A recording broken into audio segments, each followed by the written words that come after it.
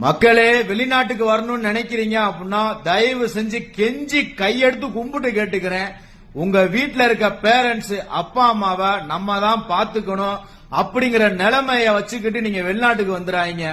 வெளிநாட்டுக்கு வந்ததுக்கு அப்புறம் அம்மாக்கு உடம்பு சரியில்லை, அப்பாவுக்கு உடம்பு சரியில்லை, நான் ஊருக்கு போய் அவங்க கூட பாக்கணும் அப்படின்னு நினைச்சீங்கன்னா லேபரா வேலை பார்க்கிற யாரையுமே வந்த உடனே ஊருக்கு அனுப்ப மாட்டாங்க.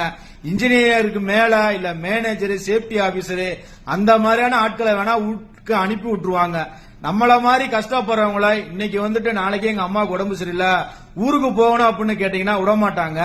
லட்சக்கணக்கில் காசை கட்டி வெளிநாட்டுக்கு வந்திருப்பீங்க, இங்க இருந்து ஊருக்கு போனோம் அப்படின்னா இங்கேயும் காசை கட்ட சொல்லுவாங்க. இதுதான் உண்மையான விஷயம்.